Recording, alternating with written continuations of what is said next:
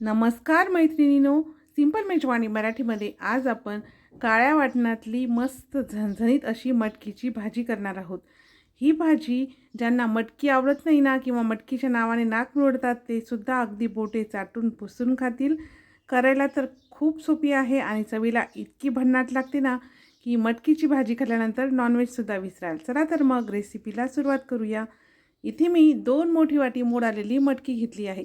तुम्ही बघू शकता मटकी अजिबात चिकट झाली नाही, याला कुठलाही वास येत नाही व मस्त लांबसडक असे मोड आलेले आहेत।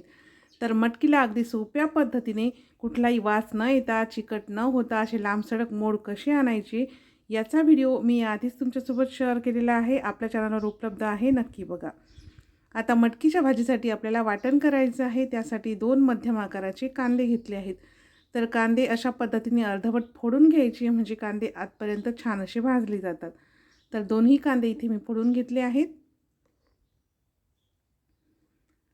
आता गॅसवरती 2 फोडून घेतलेले कांदे व एक मोठा सुक्या खोबऱ्याचा तुकडा ठेवायचा। अलट-पलट करून मस्त छान काळपट होईपर्यंत भाजून घ्यायचं।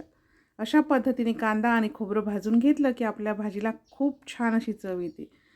तर बघा कांदा खोबरं मस्त काळपट होईपर्यंत आणि छान असं खमंग भाजून घेतलेलं आहे, तुम्ही बघू शकता।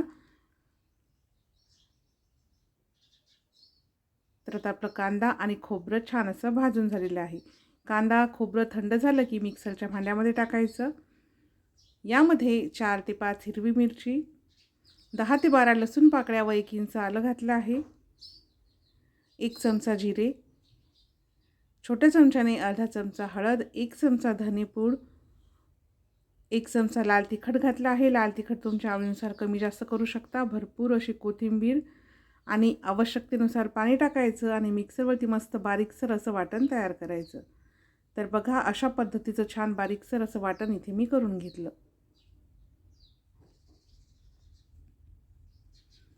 आता भाजी करण्यासाठी कढईमध्ये 2 पळी तेल छान कडकडीत असं गरम करून घेतलं आहे। आता यामध्ये अर्धा चमचा मोहरी घालायची आहे आणि तयार केलेलं वाटण,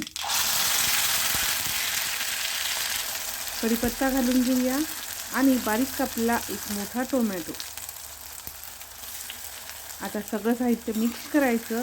टोमॅटो छान मऊ होईपर्यंत व या वाटणाला छान तेल सुटेपर्यंत हे वाटण परतून घ्यायचं आहे। तर बघा वाटण छान परतून झालं आहे, याला मस्त असं तेल सुटलं आहे, शिवाय टोमॅटो सुद्धा मऊ झालेला आहे। तर आता यामध्ये 2 मोठी वाटी मोड आलेली मटकी घालायची आहे।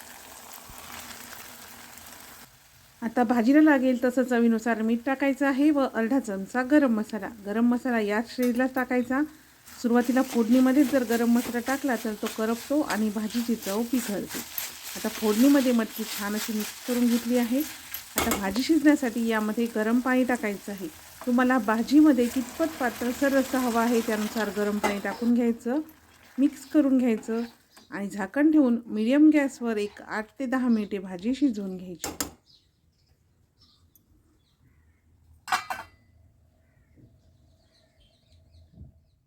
मीडियम गॅसवरती साधारण 10 मिनिटे भाजी शिजवून घेतली आणि बघू शकता भाजी छान अशी शिजली आहे। भाजीमध्ये मस्त असा रस्सासुद्धा आहे आणि मस्त अशी तर्री भाजीला आलेली आहे। तर आता आपली भाजी व्यवस्थित शिजली आहे। गॅस बंद करूया आणि भाजीची थोडीशी वाफ निघून गेली की बारीक कापलेली कोथिंबीर घालून मिक्स करायचं आहे। ही भाजी चपातीसोबत, भाकरीसोबत, भातासोबत खायला खूप भन्नाट लागते, टिफिनला देऊ शकता। अचानक घरी पाहुणे आले आणि काय भाजी करावी सुचत नसेल त्यावेळेस सुद्धा तुम्ही ही भाजी करू शकता। पाहुणे नक्कीच विचारतील की कशी बनवली।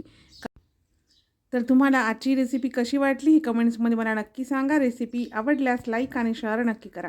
सिंपल मेजवानी मराठीचे व्हिडिओ आवडत असतील तर चॅनलला सबस्क्राईब करून बाजूचे घंटीचे बटन प्रेस करा। चला तर मग भेटूया पुन्हा एका नवीन रेसिपीसोबत।